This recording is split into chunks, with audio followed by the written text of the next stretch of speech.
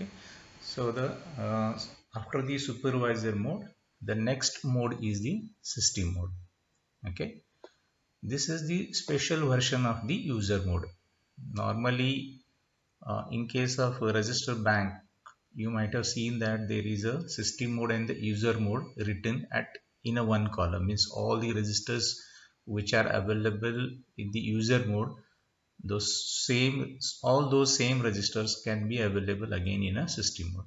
So this is again a special version of a user mode, okay, that allows full read write access to the CPSR. So in this particular mode, you can write and you can read the contents of the CPSR register. CPSR stands for the current program status register. This is the status register, which is again a 32 bits wide. Okay, we'll see all the bitwise details in the coming slides. Okay, so system mode is the special version of the user mode. Okay, next is the undefined mode. Okay, processor enters into this mode when processor founds any instruction that is undefined or not supported by the implementation. Suppose, of course, every processor is having a set of instructions.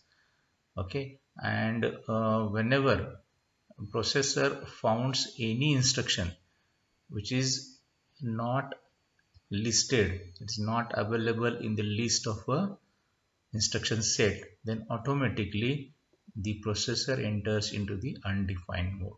Means it is not, the instruction is not at all defined properly, or you can say it's a wrong instruction. Suppose if the processor founds any wrong instruction, then automatically the processor will enter into the undefined mode. Okay, this is very important. So the set of instruction is very important. You have to write the instruction properly with proper syntax. Okay, next is the user mode. This is the default mode. This is the default mode. Whenever you switch on the processor, you will automatically enter into this particular mode, and this is the mode available for writing the programs and the applications. This is the mode available to write the programs and the application programs. Okay, so in lab sessions, whenever you are writing or whenever you are executing any assembly program or a embedded C program based on an ARM processor or ARM controller, you can say, so you are working in a user mode. So you are working in a user mode. Okay, you have to remember like this. So these are the privilege modes. Okay, now we will see the total number of registers available and little bit details about those registers from the ARM processor as such. Okay, so ARM has total 37 registers. All the registers are 32 bits wide, or it's a 32 bits wide registers. Means total number of bits available in each register is equal to 32 bits. Out of those, one is the dedicated program counter, one is the dedicated current program status registers, means one CPSR. There are the 5 dedicated saved program status registers, means total 5 SPSR are there, and there are the 30 general purpose registers. So from the register bank, you will come to know that how many registers are available. So the details are available over here. Okay, so one program counter, one CPSR, 5 SPSR, and 30 general purpose registers. So overall 37 registers are available. The current processor mode governs which of several banks is accessible. Each mode can access. Okay, so mode wise, which are the registers available for accessing purpose, those have been written here. A particular set of R0 to R12 registers. Okay, I have shown this is in that register bank diagram in the last session. Okay, a particular R13, always the R13 is known as a stack pointer. In short, it is written as an SP. R14 is always known as a link register, known as an LR in short. Okay, R15 is always a program counter. R15 is always a program counter. In short, it is written as a PC. And the current program status register, in short, it is written as a CPSR. Okay, every mode is having a saved program status register. Okay, so in the register bank you might have seen that except user mode, all the other remaining modes are having SPSR at the bottom. Okay, a single SPSR is available for a single mode. So except user mode, all the other modes are having SPSR at the bottom, saved program status register. Okay, so we'll go to the next slide. Okay, now we'll see once again. Okay, we'll come to that whenever the processor is executing in ARM state, little bit these instructions and the about the bits, register bits, some elaboration is there. Okay, so a little bit explanation about the program counter as such has been explained in this slide. So I will read the slide over here. When the processor is executing in ARM state, all instructions are 32 bits wide, remember. So whenever the processor is in ARM state, all the instructions or the instruction size is equal to 32 bits wide. All instructions must be word aligned. Okay, now what is meant by word aligned, that we'll see. Therefore the PC value is stored in bits 31 to 2. Okay, means the third position to 32nd position, with the bits 0 and 1, means the first and the second bit undefined, as instruction cannot be half word or byte aligned. Now the meaning is that whenever first of all whenever the instruction size is 32 bits wide, the meaning is that normally the memory size is means memories are having a location like this. Every memory location is having a size of 8 bits wide, means in a one memory location 8 bits have been stored. Okay, now suppose I want to store a 32 bits wide instruction, then I need 4 bytes from the memory. I need 4 bytes from the memory. Okay, whenever I need 4 bytes from the memory, okay, so the from the LSB side, the entire 32-bit information has been divided into the 4 sections. 32-bit information has been divided into the 4 sections. Okay, now these 4 sections from the LSB side, okay, means byte wise. Okay, so in the memories the information is stored byte wise. So whenever I want to store a 32 bits wide single instruction from the ARM processor, it will occupy 4 bytes in a memory. It will occupy 4 bytes in a memory. 1 byte is nothing but 8 bits wide information. 1 byte is nothing but 8 bits wide information. Okay. Now the if the address is, if the first byte address is 00, then the next address will be the 04. Are you getting me? If the next first instruction address is suppose 00, then the next address of the ARM instruction will be 04. Okay, so in between that, at 00 first byte, at 01 the second byte, at 03 the third byte. Okay, and at 03, once again I will repeat, at 00 first byte, 01 second byte, 02 third byte, and 03 fourth byte. Like this, the 4 byte information will be gets stored. If you try to see the addresses in the hex numbers, always the first two bits of the each ARM instruction, first two bits, the addresses, okay, first two bits of the each instruction address are always 00. First two bits of each ARM instruction, okay, are always 00. That's why it is called as a word align. It is called as a word align. I will explain this concept in the after this session or the in the next video. Okay, so just remember, in ARM state all the instructions are word aligned.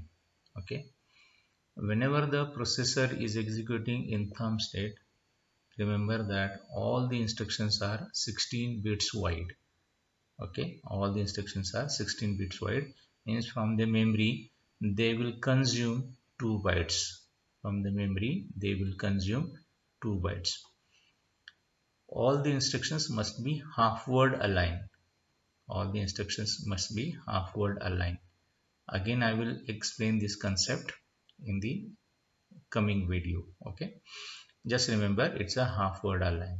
Okay, in the half word, normally the 32-bit information is known as a word, 16-bit information is known as a half word, and 8-bit information is known as a byte as such. Okay, whenever in thumb state instruction size is 16 bits wide, that indicates that the first bit, that is nothing but the first bit, okay, is cannot be byte aligned. It cannot be byte aligned. It's always, in case of thumb state, if you look at the hex addresses of the memory locations in which the instructions have been stored, then each instruction is having the first bit 0. In this case, in ARM state, first two bits are zeros. Here the only first bit is 0. Okay, that is what you have to remember. So I will tell you more details in the maybe in the next or coming video. Okay, when the processor is executing in Zazzle state, of course all the instructions are 8 bits wide, and I told you that this is supporting the Java related applications. Processor performs a word access to read 4 instructions at once. Okay, just remember this is Java related state. Okay, now we'll see that what is meant by exception, and what will happen during the exception, and how it is handled by the ARM processor as such. Remember that exception means what? It is nothing but like an interrupt. Exception is nothing but what? It is like as an interrupt. So whenever an interrupt or an exception occurs, which are the things happening one by one inside the ARM processor, those have been listed here. Okay, so whenever an exception occurs, what will happen? The first is that the ARM processor will copy the CPSR contents into the corresponding SPSR register. Okay, for example, suppose by default the ARM processor is working in user mode.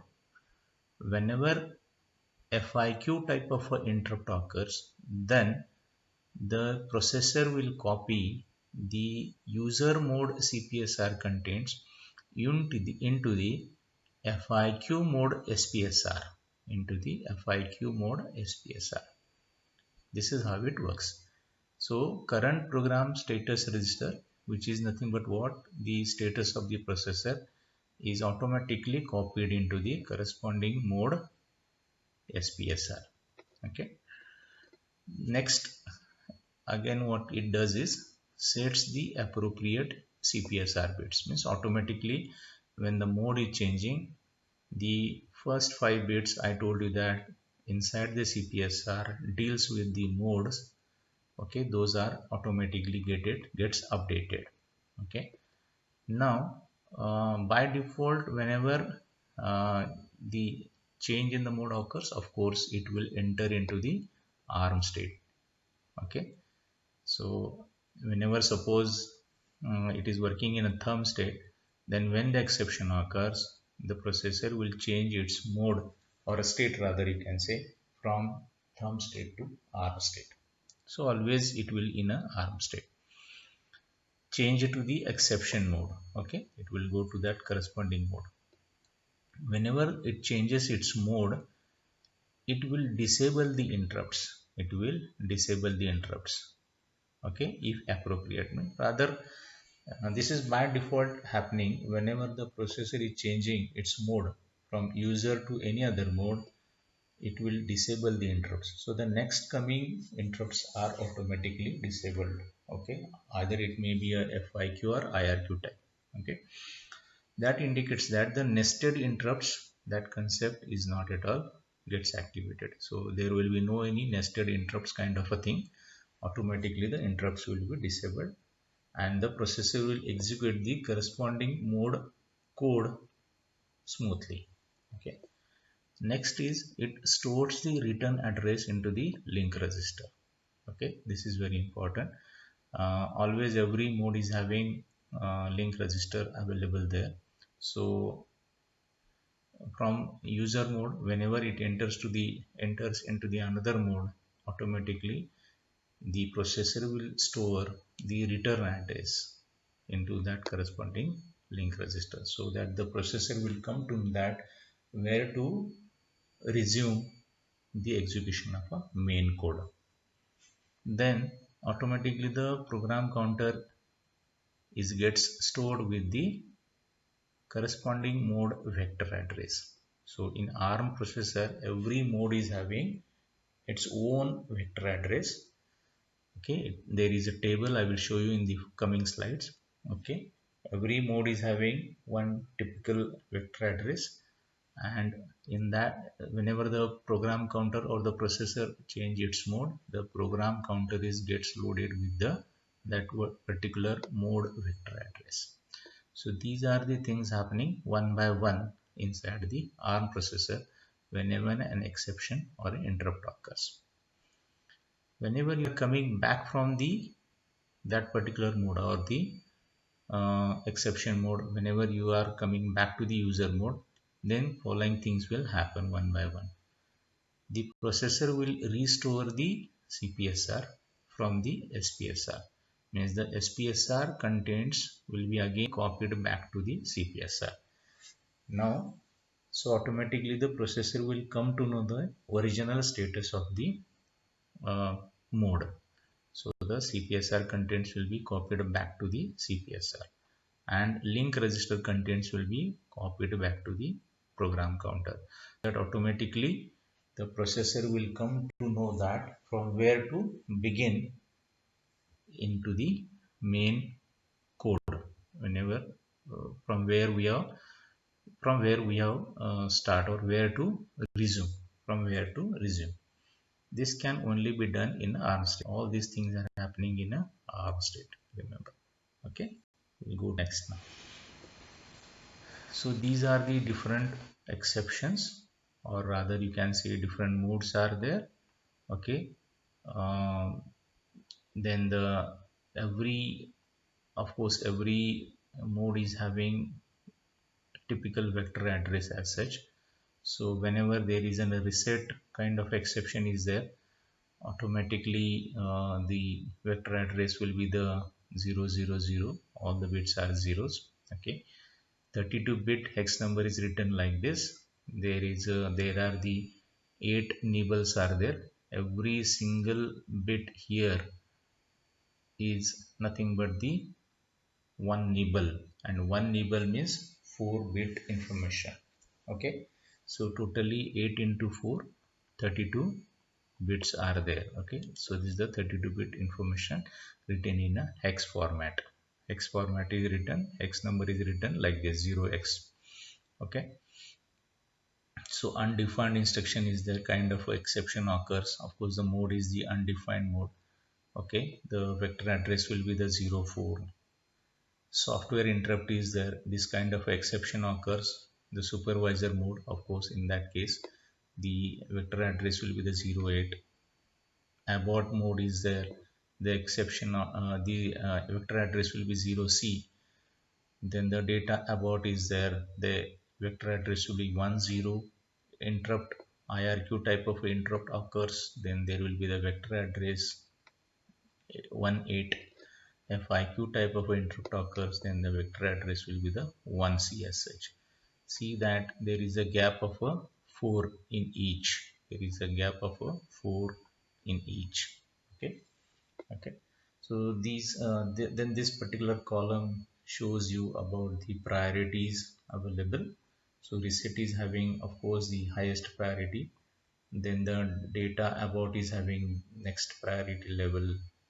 FIQ is having a next priority level, IRQ, then abort, prefetch abort is there, and then the undefined instruction or a software interrupt.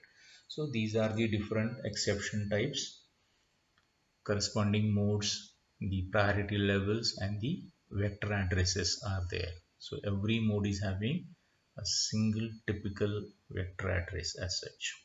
Okay, then we'll go to the next slide. Here we'll stop the video over here, and from the next video we'll see about what is meant by conditional execution as such. Okay, so we'll stop here, and further we'll continue from this particular point onwards. Okay.